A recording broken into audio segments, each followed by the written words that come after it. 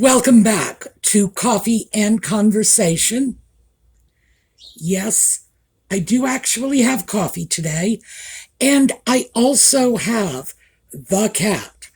He's currently on top of the refrigerator. I know, thinking, is this a cat or a monkey? I question that myself all the time. Audie has been a little unsettled lately because last weekend we changed the clocks, and simultaneously the weather changed and it suddenly started getting warm. And being a cat, Audie has enough trouble with one change. You drop two on him and he just goes a little cuckoo.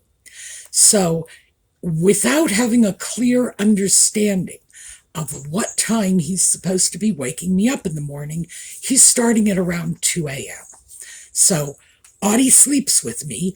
Usually he's pretty good about it. He comes in, snuggles up on my right shoulder, as always. Yes, here we are. Circling around to my right shoulder because that's where he likes to sleep.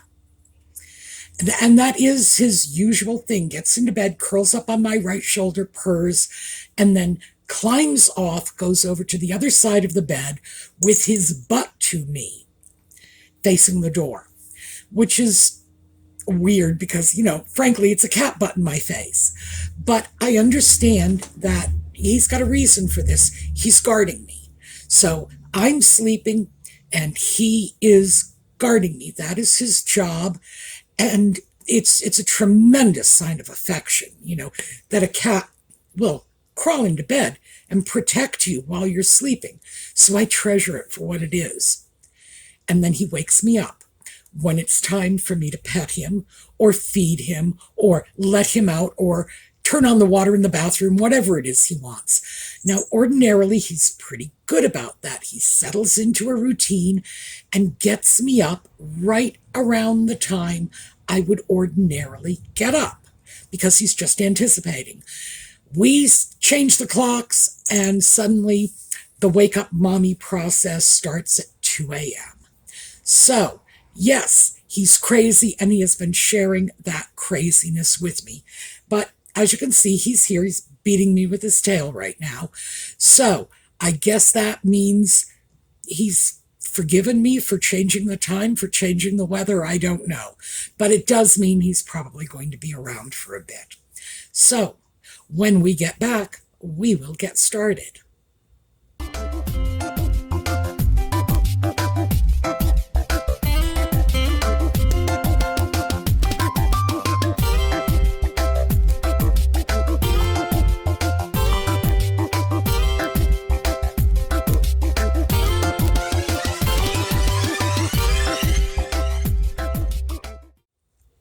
Well, we are going to get started with this. This is a giant shiny bag from Colleen. And, for those of you who do not know, Colleen's full name is Colleen Harrigan Staver. So at one time, it was just Colleen Harrigan, and this is a St. Patrick's Day present because, hey, Colleen Harrigan. And we are starting off with here, wait, let me get this out of the way so you can see this. This is gorgeous. This is just, look at this. We have this wonderful Celtic knot pattern. Is this cashmere? It sure feels like cashmere. Celtic pashmina, dry clean only. I'm going to have to check around for a fabric tag, but it absolutely feels like cashmere. And I am a huge fan of Irish wool. In fact, I have a sweater on the chair behind me. All of my sweaters I get from companies in Ireland because I'm incredibly fond of their wool and because I haven't found Australian companies that will ship to the US because Australia and New Zealand have fantastic wool too.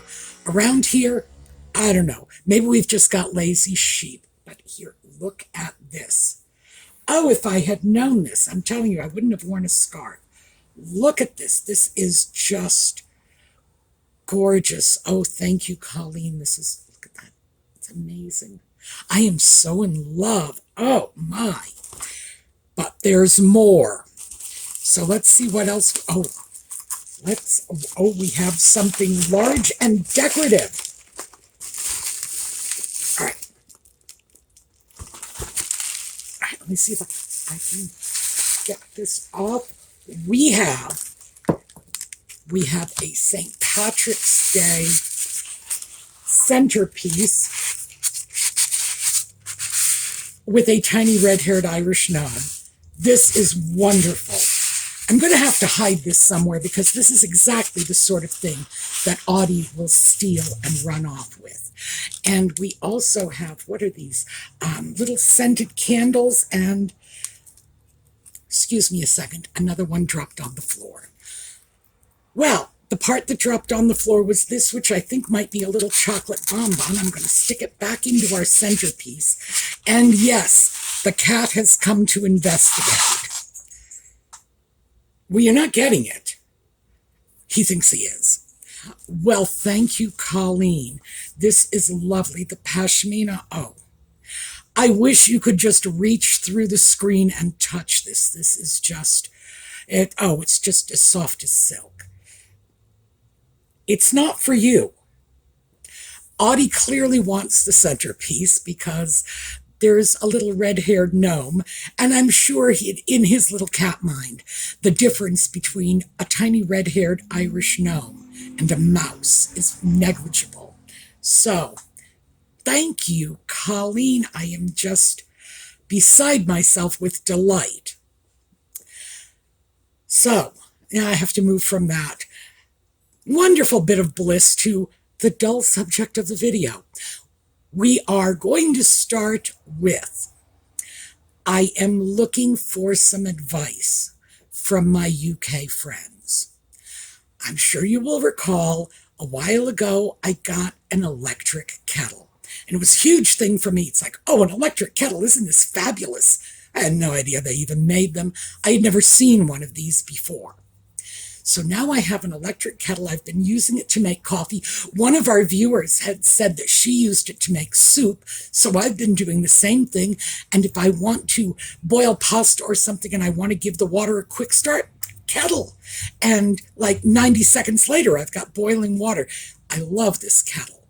But the time has come to descale it. And I've been reading about this on the internet. And they say just boil a pot full of vinegar. However, I'm not going to trust internet advice from strangers without at least consulting those of you who know because you have experience with these things. Is that what I should do? So let me know in the comments, how do you descale your kettle? I just need to get the hard water residue off the bottom. And from what I understand, this is not at all an uncommon problem. So, meantime, boy, do I love that kettle. All right, one more thing, and then we'll get into the meat of this. I got a suggestion from a viewer who said, I wear scarves all the time. Why don't I just take the opportunity to show you some different ways to wear scarves? And she has an excellent point, because I'm very lazy about how I wear scarves. I tend to wear long, narrow scarves, like this wonderful pashmina. And when they're long and narrow, I just drape it around my neck and let it fall down the front. Because, believe it or not, that will visually cut your weight by like 40%. It really does have a very, very slimming effect, especially if the scarf is a different color from the rest of what you're wearing. And if you want to go monochromatic, navy blue pants and a navy blue sweater, and you end up with a red scarf, you would be surprised at how much visual weight that takes off you. So yes, I can be remarkably lazy about how I do it. But I do have a lot of scarves. Not all of them are long and drapey. And I do have a lot of scarf-specific jewelry. So I thought instead of like doing video on video on video about nothing but this, I would just start incorporating some different scarf wearing ideas into the regular videos, because I don't know about the rest of you, but if somebody floods me with a whole bunch of information, 25 ways to tie a scarf, I won't remember any of them. I will have watched the video. I will have looked at what was going on. Oh, that's cute. I need to try that. By the time I'm at the end of the video, I've just been so flooded with information, I can't remember a drop of it. So I am going to parcel my information out in small doses so that we have some retention. I know that sounds awful because that is a technique for teaching very young children. You don't teach them 3 things at once. You teach them one thing, let them own it, and then go on to the next. So we're just going to pull out my kindergarten teacher hat and try that. By the way, my degrees are all in adult education. So even though obviously I studied elementary education, I never actually had to. Well, actually I did have to. All right, I take that back. Teaching adults, yes, I did have to employ some of those techniques from time to time, but I'm not trying to suggest that I think you are kindergarten children.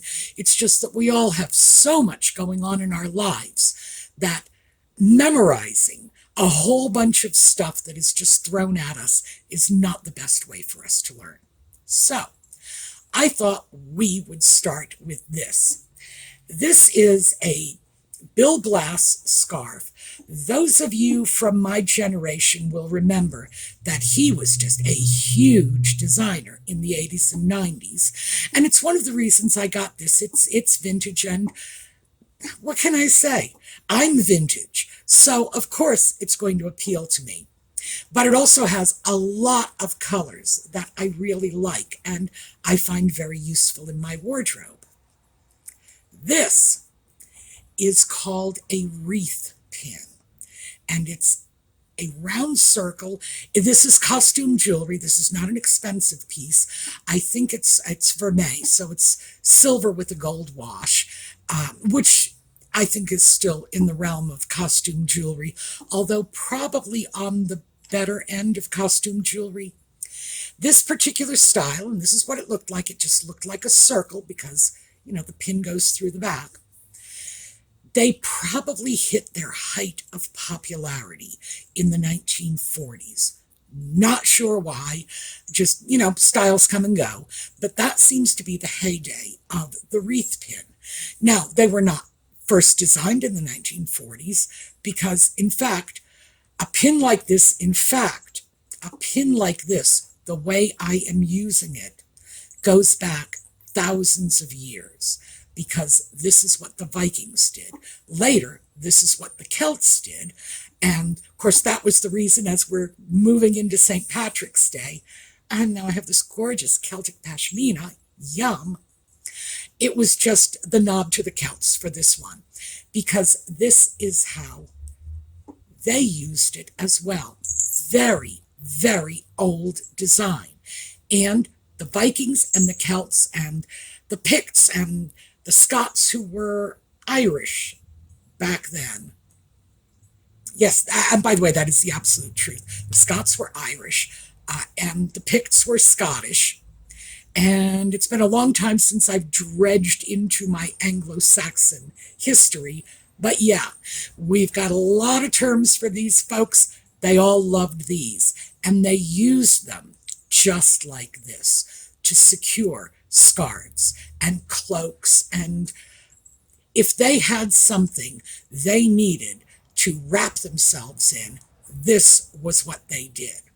Now, in this case, this pin is simply pinned into my shirt, and I threaded the back loop of my scarf through, going down, grabbed the front one here from here, and then fed that through the other way.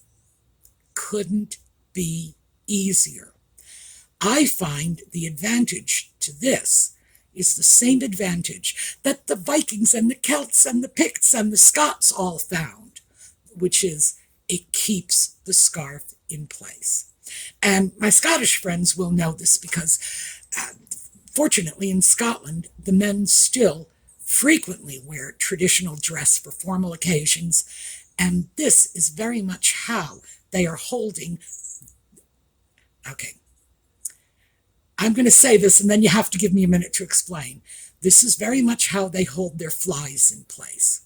Here in the US, a fly is the crotch zipper in your pants. In Scotland, it is a square bit of fabric. I have a fly in the Hamilton tartan, and mostly because, hey, why not? But in Scotland, it's just a large square of fabric that's draped over the shoulder. It doesn't really have a functional purpose anymore these days. It's strictly decorative. So you see a Scotsman in a kilt, and he's got that scrap of fabric. Fly, maybe that's why they call it a fly. Maybe because it flies in the breeze. I don't know. I will have to look that up. But as I say, it has a very different meaning here in the US. So I had to kind of stop. Before I worked myself into a quagmire I would not quickly get out of. But yes, this holds a fly. It's nowhere near your crotch. So this is the start of my let's start taking a look at what to do with scarves, how to get interesting and creative, because I do have a lot of scarves. I collect them. I wear them all the time. And even though 90% of the time I'm very casual about how I wear them, that other 10%, I'm bringing in scarf rings and wreath brooches and whatever else to have a good time with them. So this is how I'm going to do it. I'm just going to provide a tiny little tie your scarf segment, and it'll be different for each video. So we won't be flooded with too much information. All right, excuse me, I am going to have to move the cat away from this wonderful little centerpiece because he's way too interested in it. I'll be right back. So now that the centerpiece is safely up here on the bookcase, and I put the Coke can in front of it, so in case he goes after the centerpiece, he's going to see the Coke can first, and we all know he loves that. And it might be a nice way of bribing him off this. And I put the pashmina away because I am not going to run the risk of getting cat claws in that. It is now my new favorite scarf, which is absolutely saying something because Colleen gave me one of my favorite queen scarves with crowns and corgis, and it's just lovely. And she gave me my Harry Potter Marauders map scarf, which I wear all the time. I love that. You should see the look on little children's faces when they see that scarf. It's, believe me, the delighted smiles I get make it all worthwhile. Okay, enough about that, and let's get on to what I wanted to talk about. So, I thought we would revisit laundry because we started discussing fabric care, clothing care, how to deal with the cloth stuff in our homes about a year ago. That conversation came about when I had done some research and realized that I had to replace, I think it was my washer I had to replace. I replaced the washer and dryer together, frankly. I don't remember which one was in my dryer. That's the one. It was in the process of failing. I had one cycle I could use, and so time for it to go off to greener pastures, time for me to get a new one. And I was also very concerned about the kind of damage my agitator washer was doing to my clothing. So I replaced the washing machine with an impeller model, and there's no agitator. This gets, it swishes the clothes around and then spins to remove the water. And I think this might not be the best choice if, for example, I had my mother's house. She had 4 sons. Grubby. My brothers were grubby. They could not be trusted to stay clean for 5 minutes. So, for her agitator, throwing in jeans and heavy flannel shirts and whatnot, yeah, she needed something that was going to beat the clothing just the way her great-great-grandmother did down at the river on a rock. So that worked for her. For me, I don't have that need. So an impeller is fine for me. But I did want to show you these. I've talked about these before. This is a mesh laundry bag. So as you can see, this one is fairly small. It's probably, I don't know, maybe 10 inches by 16 inches, somewhere in there. And this is one of my favorite sizes. They come much larger. I have a whole bunch of them because I got 2 sets.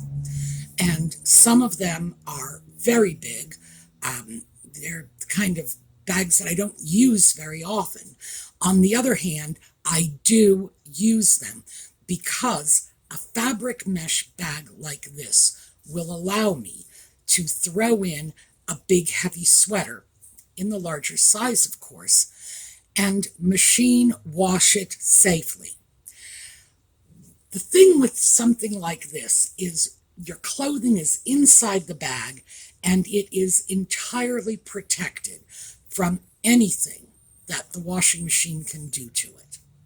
So when you are doing more delicate hand washables, now it has to be washable. That's, if something is dry clean only, you're not going to throw it in a bag and throw it in the wash, because usually garments that are marked dry clean only are marked that way because the fabric or the dye in the fabric, the print that might be, for all we know, hand painted onto the fabric, might not hold up in water. Just that simple. So if you don't know for a fact that it is washable, don't just throw it into the washer willy-nilly. There are a lot of silks these days that are washable. Wools are washable. Now people think, oh, you must dry clean wool. I would not throw a structured men's wool suit into the washing machine for obvious reasons, and it has nothing to do with the fabric. It has to do with the structure of the garment. You don't want to just throw that in the washer, get it out, and then try to figure out how to steam, iron, or coax it back into place. That's the sort of thing that should be professionally dry cleaned. The same thing with large coats. But wool items. Nice weather brings out the motorcycles. When you're dealing with smaller wool items, sweaters, blouses, I would even say if you were dealing with a wool skirt, as long as it's not heavily structured, sure, you can wash these things by hand. Wool is washable. It takes no imagination to work that one out. Sheep go out in the rain and get wet, and they come back just fine. So we know wool is an inherently washable fabric. It's just a question of how to wash it to make sure that you don't damage it along the way. And this is it for me. This size, I mentioned that this is one of my favorite sizes. I like the smaller bags, mostly because I'm just doing wash for myself. Audie doesn't wear clothes. He's a nudist. He denies it, but he is. I wash very few items on a regular basis because there's only one of me. Now, again, if I had that large family my mother had, it would be a very different story. But when I start doing laundry, I have smaller loads, fewer different items going in them. Again, one person. So a small bag like this is probably going to hold a week's worth of socks. By the way, my socks are wool, and I throw them in the washing machine all the time, and they come out perfectly fine. They're great. I don't throw them in the dryer. That's the key to this. But I do wash them. They go in the bag, they go in the machine. The machine does not have an agitator, so they are not getting beaten half to death. And they are just swishing around in the water until they are clean, and then they come out and they get line dried, and they come out perfect every time. But it's not just wool items. A lot of things that, I don't know, I have to befriend some young women, and really get to know them pretty well, so I can start asking them about how they care for their underwear. Yeah, you can't do that with a stranger. I don't know about what the younger generation is doing, but I know my generation hand-washed bras.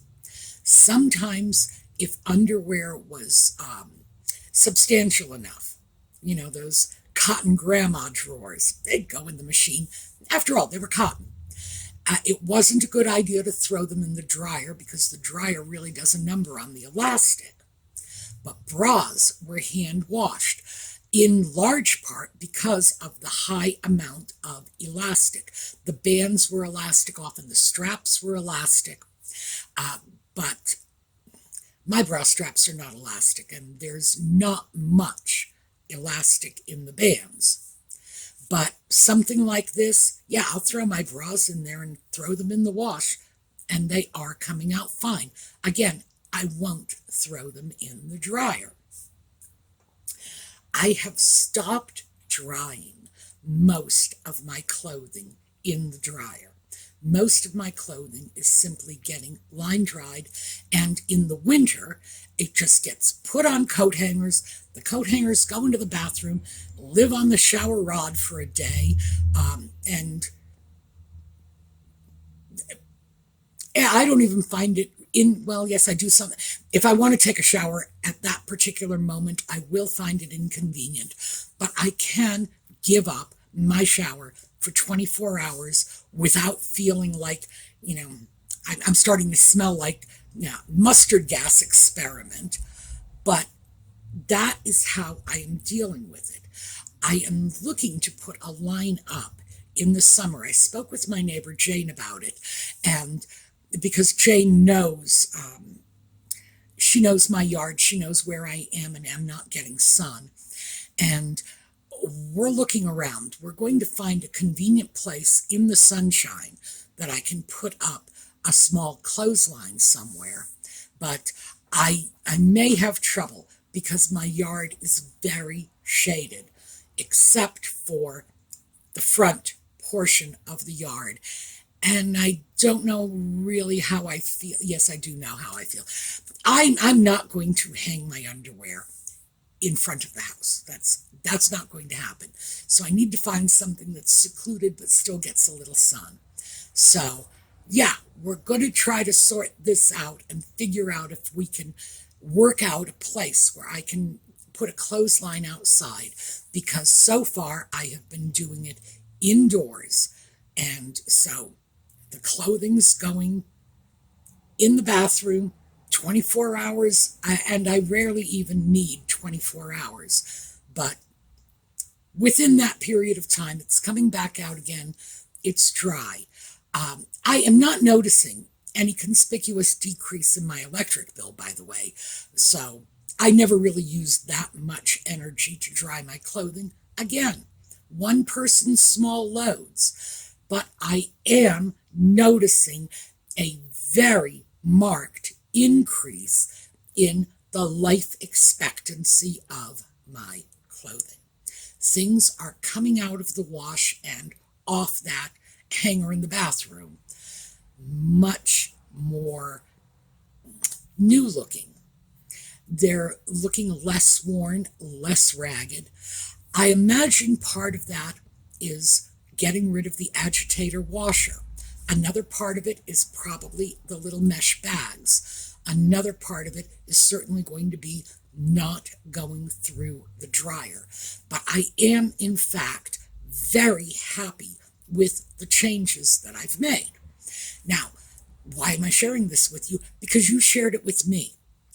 The fact is that just eliminating, and I'm probably eliminating 60 to 70% of my dryer usage, was your suggestion.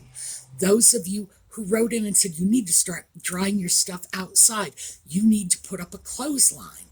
Well, yes, the clothesline's in my bathroom, but it's a work in progress. I did stop using the dryer.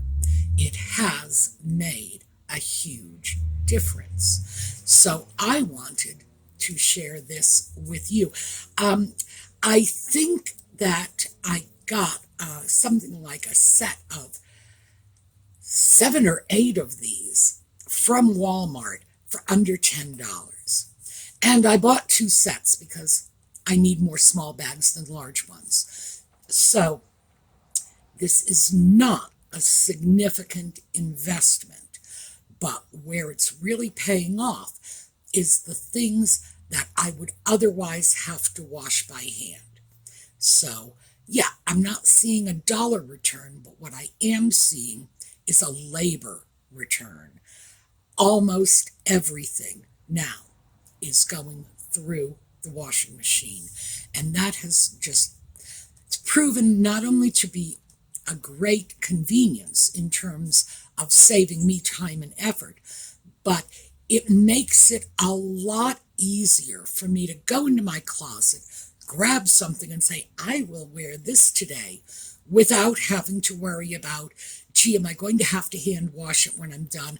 Well, maybe I won't wear it after all. Am I going to have to dry clean it? Well, then I have to go to the dry cleaner and so on. Maybe I won't wear it at all. It's definitely expanded the number of things in my wardrobe that I can throw out and wear on a daily basis just because I'm no longer fussing about the care. And keep in mind, even hanging them in the bathroom on hangers, that is no greater effort than I would ordinarily go to taking things out of the dryer, folding them, putting them away, putting them on hangers, however I wish to deal with them. So ultimately, it's pretty much the same thing I would be doing. I'm just doing it in different orders and eliminating a few of the steps along the way, like the dryer. So, am I getting rid of my dryer? Absolutely not. There are some things that I really feel I need my dryer for. And bed sheets, I am not putting my bed sheets out on a clothesline. I am not trying to figure out how to put my bed sheets over the shower rod in the bathroom. The sheets still get washed. They go into the dryer for a few minutes and then they get pressed. And that's kind of my routine. And who knows, maybe if I eventually come up with a clothesline out in the backyard that's large enough to accommodate a sheet, I might actually rethink this. But we have terrible weather here. This is Pennsylvania. We have terrible weather here in the winter when it's like cold and snowy, and I don't think line drying is something you can do 365 days a year here. We also have loads of rain in the spring and fall, so I don't think the dryer is ever going to go away permanently, but I am absolutely reducing the use of the dryer, and frankly, the longevity of my garments is thanking me for it. So I thought we would come back, revisit that issue. So I've shared with you my little laundry bag trick. You shared the dry your stuff with me. Let me know in the comments. 1. How do you deal with your bras? 2. How old are you? Because I think it makes a difference. I think women my age were simply taught that we needed to wash them by hand.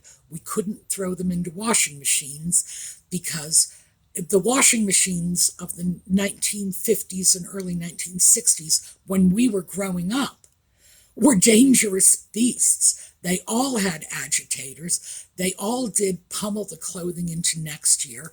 The dryers would hit incredibly high temperatures because, remember, things weren't quite so regulated back then.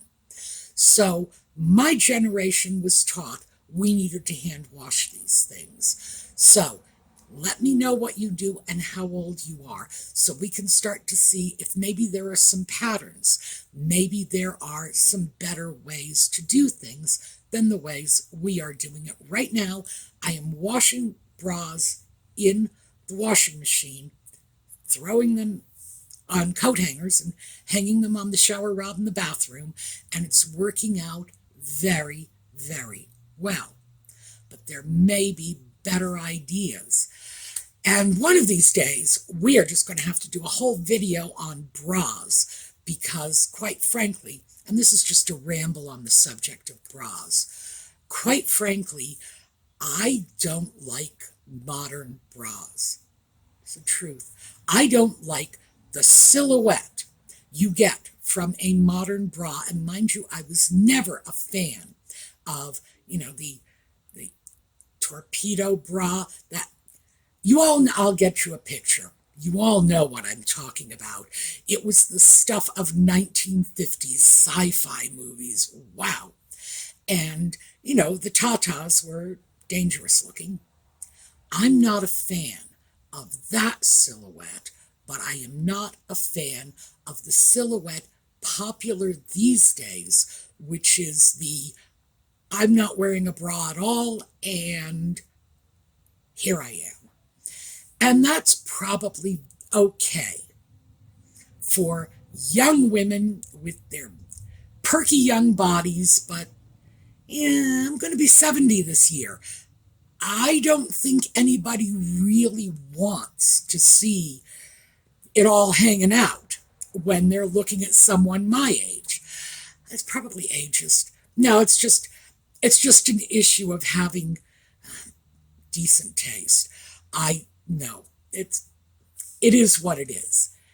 And I am not happy with this, and I'm looking for a middle ground. Because as nearly as I can tell, the only middle grounds that are available are bras that are heavily padded or have underwires or other strange and uncomfortable shaping mechanisms that I've never used and don't want to use. So I think at some point I am going to go on a quest for a bra that is doing what I, a person born in the 1950s, expect a bra to do, but without underwires and padding and whatever. That's what basically I'm looking for. I don't want this, 21st century look. So, I don't know. I'm going to save that one for later, but that's my sort of bra ramble. I'm sure by now I have chased all of our male viewers away. If I have, my apologies. I'll win you back when we start bra shopping, trust me.